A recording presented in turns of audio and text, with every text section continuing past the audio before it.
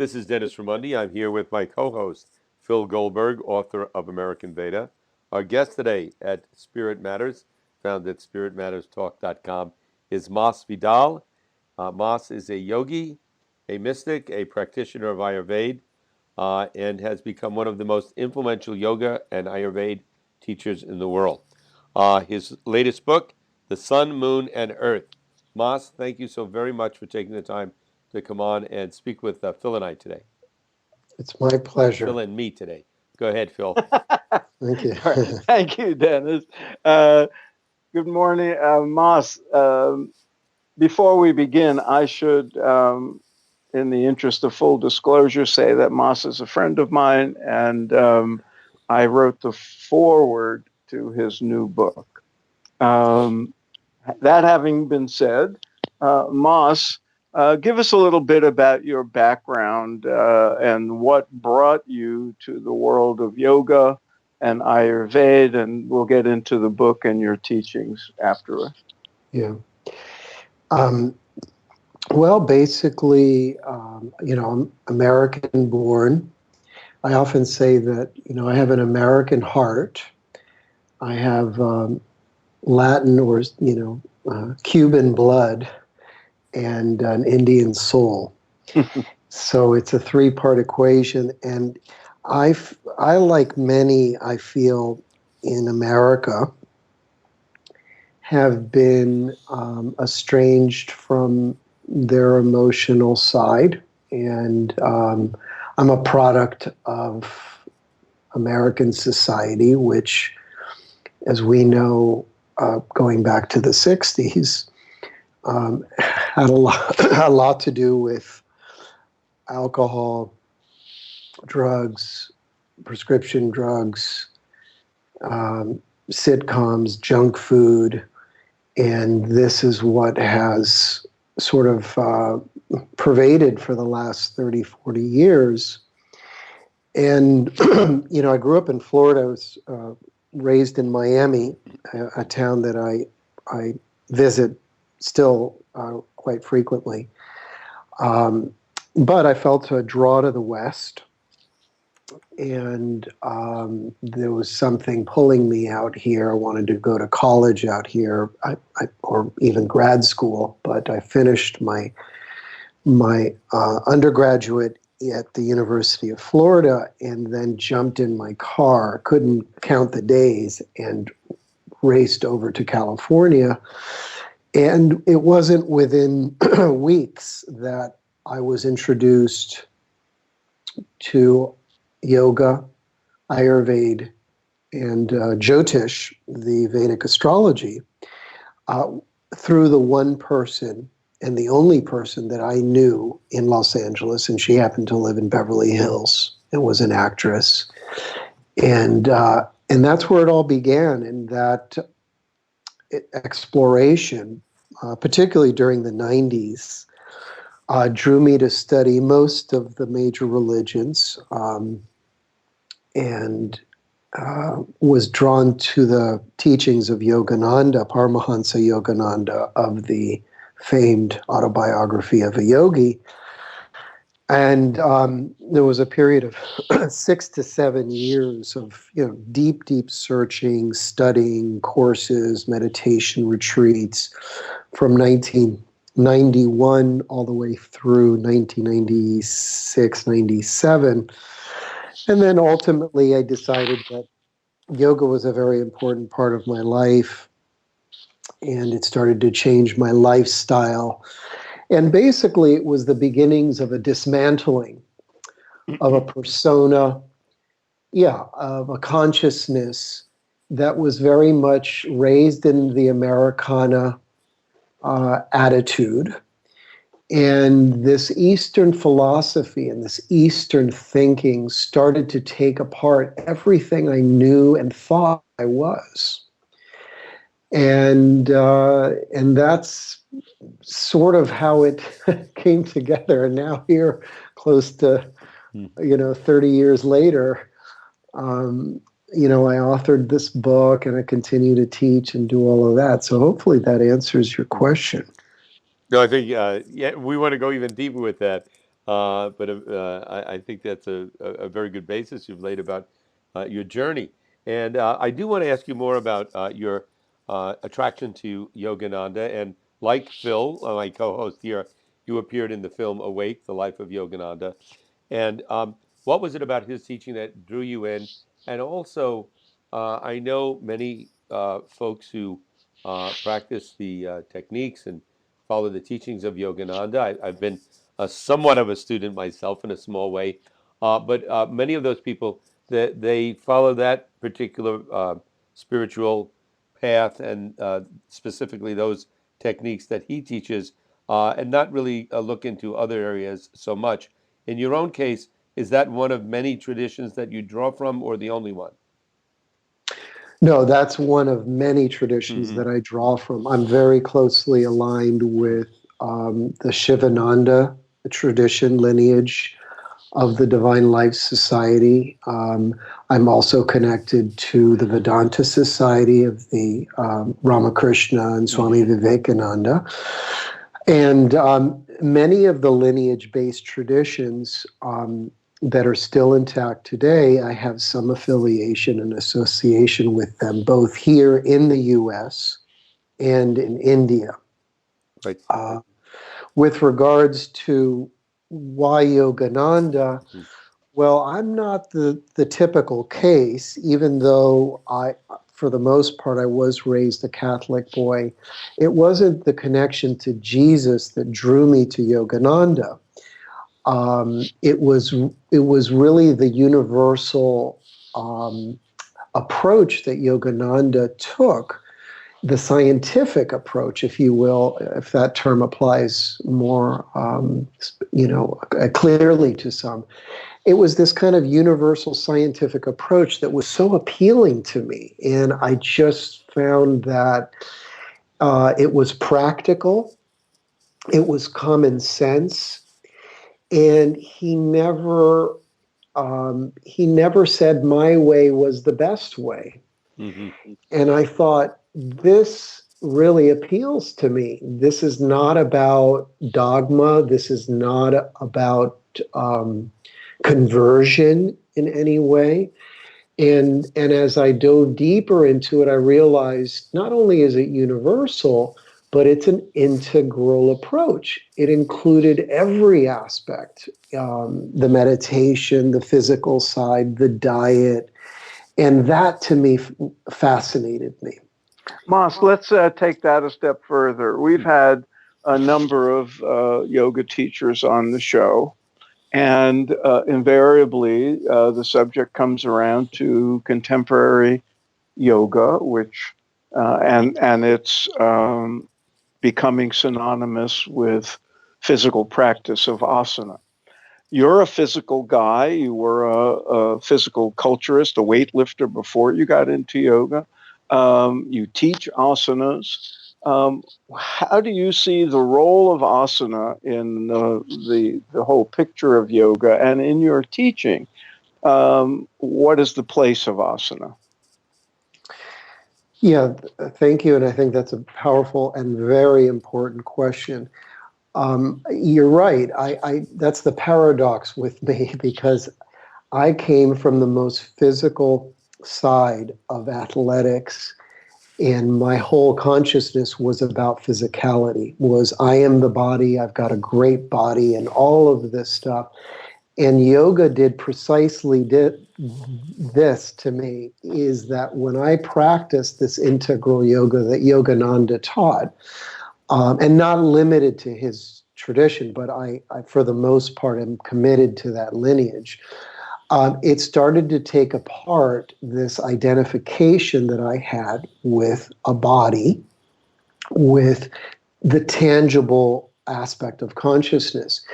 I think that asana is a product of our times. I think that the use of the physical body for spiritual evolution is important and very pivotal today, because what I write about in my book is that we're a culture, particularly in the West, that has experienced what I call mind-body fracturing, where we have fractured and broken the relationship that the mind has with the body and the true purpose of what the mind-body relationship is. And so I think part of our work today as healers, teachers, authors, is to mend and heal that fractured relationship between the mind and the body.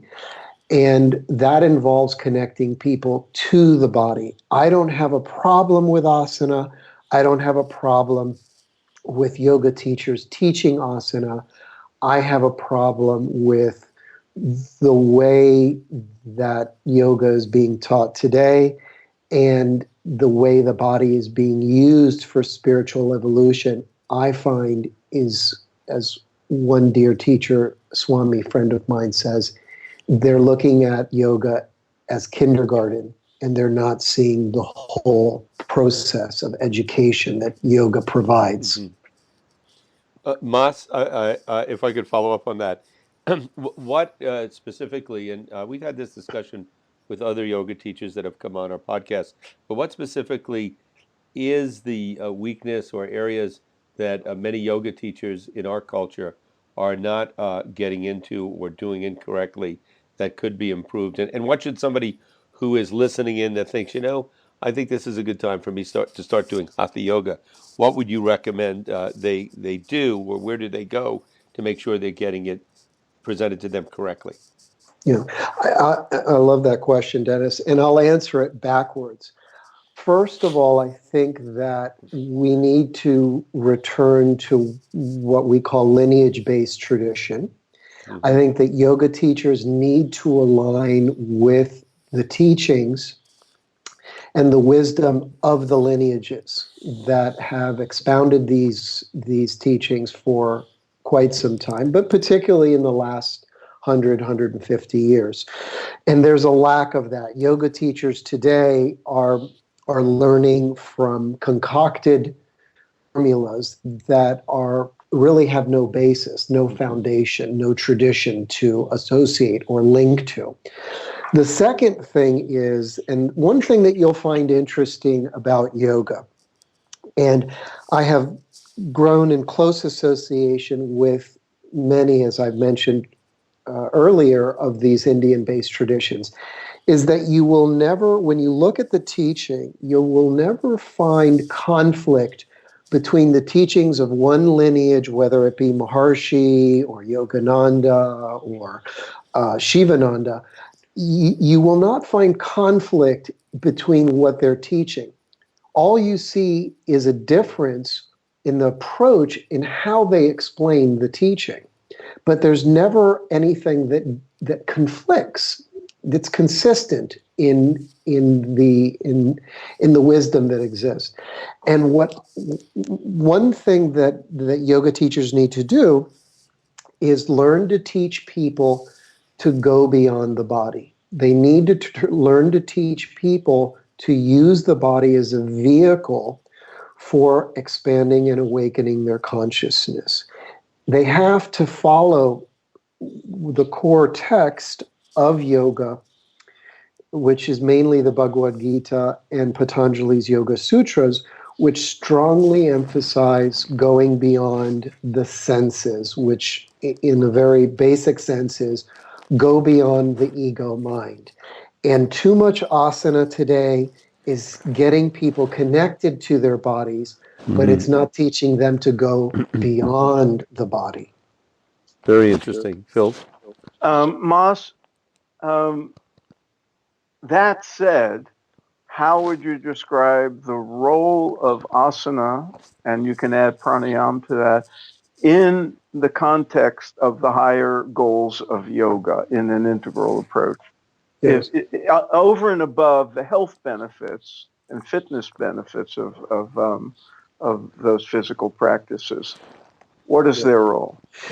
Well, so basically, there are three main aspects that we look at with regards to this. First of all, that yoga has this universal oneness consciousness, that everything is one, there's one source, one truth, and that aligns mostly with the Vedantic or Advaita Vedanta perspective. Then there's Samkhya, which is the philosophy of the 24 principles. And the beauty of that philosophical approach is that it expounds the idea of the 5 elements, which correlates to the 5 chakras. The third aspect is yoga. Yoga is the system of practices. And as you mentioned, the best yoga reference to that is the classical model presented by Patanjali, where he shows a progression going from lifestyle, which is our external relationship that we have with society and with people. Then it progresses from asana, physical body, pranayam, subtle body or the mind. Then the next level is relaxation, or a term that's used, pratyahara.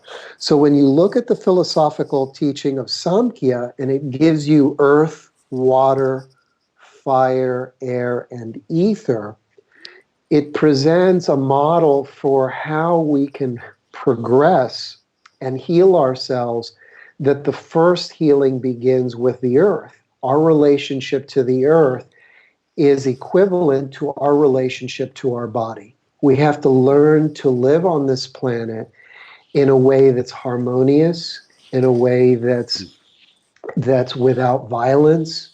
And that same relationship in metaphor is applied to our physical body, which is the equivalent of earth.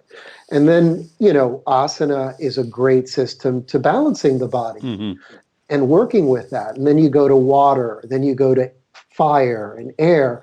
And so breath work then takes us into a more relaxed state. And then there's the capacity to understand the mind and concentrate, which ultimately leads us to meditation. Meditation is the culmination of yoga, of Ayurveda, and even astrology, and all of the great Eastern philosophical traditions look to meditation as the cornerstone it's the hallmark of Eastern wisdom teaching. Mm-hmm. Mas, in reading your website, dancingshiva.com, one of the things it talks about is in the Joseph Campbell mythological sense of the word, you've been on the hero's journey much of your adult life. So when you talk about practicing yoga, asanas, and pranayam, ultimately meditation, I assume that there's some goal in sight. And I know from the teachings of Paramahansa Yogananda, he talked about life being for the development of self-realization. Is there a goal like that for you? And once a person achieves that goal, are they finished with these practices, or are there other goals to achieve after self-realization? Yeah, that's a big question, Dennis. But I'll answer it both in sort of a worldly manner and in a more esoteric manner. In the worldly sense, yes, you're right. The goal of yoga in the practical sense is a harmonious relationship between spirit and nature. That means that mankind seems to find harmony wherever he is on this planet and sees no division or segregation between his being and all that surrounds him, meaning that the divine exists in all aspects of this earth and all aspects of living creation. When we see or segregate ourselves from that, or fragment ourselves from this, saying that we are different, there indicates a lack of spirituality or a lack of union with the divine. So in the practical sense, what yoga is trying to teach us is to unite to the divine, to this very place that we exist right now, and through every aspect of life in itself. On the esoteric side, there are a number of terms that define an exalted state of consciousness that is commonly referred to as samadhi. The Buddha referred to it as nirvana, and many other states or terms are used, like kaivalya and um, some others that don't come to mind right now. But basically, the whole Turiya state and this and that. The whole idea is that you merge your consciousness, your individualized consciousness, termed as the Jivatman, with Brahman, with the totality of consciousness that supports this planet or this plane. Now, that realization is a preliminary one that exists on what is called this Bhuloka. And according to the Vedic tradition, there are 7 realms known as lokas. And this realization of samadhi on this particular realm is only one level of 7 potential, which are finer, more etheric, light domains, and all of that. So that's where it goes. Mas, the subtitle of your new book, Sun, Moon, and Earth, is The Sacred Relationship of Yoga and Ayurveda. Yoga's been with us a long time in the West. Ayurveda is relatively new, but growing in people's awareness. But they're often presented as sort of separate systems. How do you see the interaction or the integration of those two ancient systems, and why did you single out that relationship in your book? Thank you for that question. The relationship that spirit shares with nature is eternal. And going back to the earliest sources of the Vedas, from the Atharva Veda, which is the later Veda, and to the earliest, to the Rig Veda, there was always tremendous reverence for nature. And they used nature and worked with nature to cultivate a life of divinity, because the divine existed in nature. So my subtitle, it states that yoga and Ayurveda share a sacred relationship because they were born of the same root. In the Vedic culture, they weren't a separate branch. They weren't separated by what later became known as Upavedas. Yoga and Ayurveda were part of one grander culture that existed during that time. And so their relationship to nature, to the stars, to the planets, was all linked and interconnected. And I find that now, going into this new age of materialism, which started back in 1700, and I dedicate a substantial section in my book and theme to this, is that it's not by coincidence that in the early 1800s, both Ramakrishna and the Kriya Yoga lineages took birth, and the same things were happening, as Phil, you know very well, in the New England states with Emerson and Whitman and those individuals. That this particular time in human history represents a return that we have to our spirituality, because we've shifted out of the Dark Ages, out of what was called the Kali Yuga. And now this sacred relationship is about mankind learning to live in harmony with nature. And the greatest tradition teaches us to have that self-healing relationship. Remember that our body is nature. It begins with self-care. And so the fascination with self-care that we see today, especially in California and all the major cities, it's about healing the body and healing the body. But interesting enough, what you're seeing is a parallel relationship that people are having with recycling, ecology, solar panels, electric cars, and all of these, both of these things are happening side by side. The fascination with living longer and the fascination with trying to save our planet. So, Masa, I'm curious, what is your daily routine like in terms of especially spiritual practices? And people listening, what is one or two things you could recommend people who have no experience with spiritual practices? What are one or two things they could do every day to improve the quality of their life? well, I think one very simple thing they can do is get some exposure to nature. I Hmm. find that that has the most direct and immediate effect on the mind. Go to a beach, go out into a forest, get into contact with the elements. That's where we came from, and that will give us the most immediate sort of feeling of that is natural to us.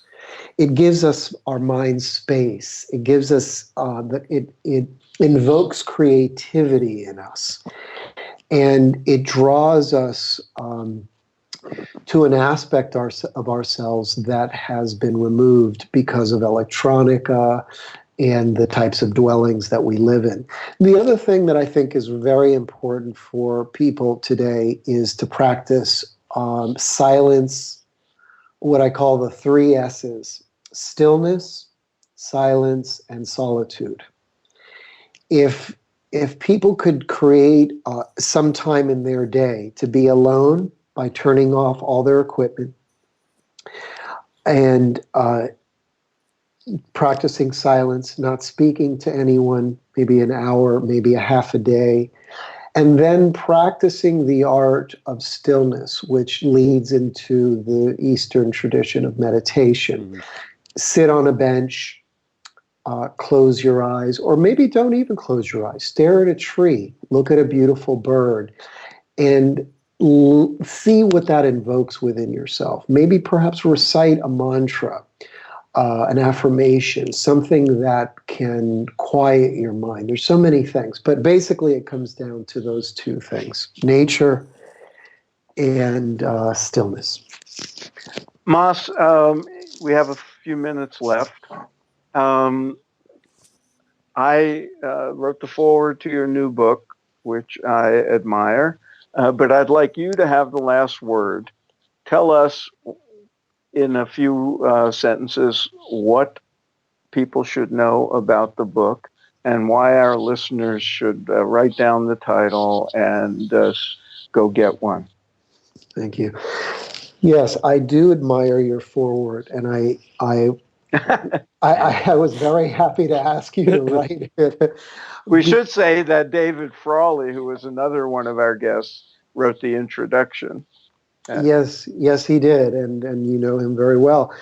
And I'm really happy with the forward that you wrote and the perspective that you take, because you present a clear understanding of our Eastern, how Eastern wisdom has expressed itself, particularly in the West. And the book starts sort of laying the seeds for why we are today as Americans in a Western culture, not limited to us living in America, but Americana has become now a global type of thinking in a way. But the movement and the birth of America, if you will, sprouted a particular type of consciousness that is in dire need for healing.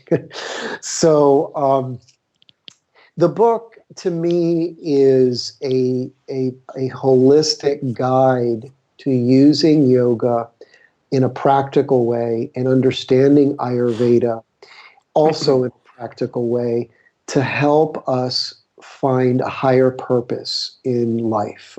I find that these traditions can teach us to have a new relationship with ourselves and a new relationship with the purpose of life. Why is it that we're here? What is the purpose of life? And the yoga traditions and the Vedic wisdom has always said we are here to realize that our consciousness and this eternal consciousness is ultimately one consciousness. Realize that. And living on this planet and sharing this planet with all the different beings and life forms will be nothing but joyful, harmonious, and wonderful to experience. And that's basically it for me. It's a very broad book. It presents a lot of broad perspectives, a lot of practical and simple perspectives on how to use even breath work and postures. But I present things in there, and I'll make a claim that I present things in that book, particularly relative to asana and breath work, that you do not find in any yoga teaching today except the lineage-based traditions. And my hope, pardon me, is that these Western yoga factions will begin to align themselves with the true essence of yoga and understand the mystical insights that yoga presents within the teachings, within the wonderful stories, and the very powerful techniques that are not limited to physical capacity. They're not limited to what your body looks like. Yoga is for everybody, and there's an aspect of yoga that can help everybody. Skinny or fat, black, white, or Chinese, doesn't matter. It's for everyone. Great. Okay. Well, thank you so very much, Mas, for your Thank you. time. Again, the book, The Sun, Moon, and Earth, the author, Mas Vidal, our guest today. Really appreciate you coming on today. And you can learn more about Mas and his work at dancingshiva.com. And we'll have all that information on the web. Thank Thanks, you. Mas. Thank you too so Thank much. you.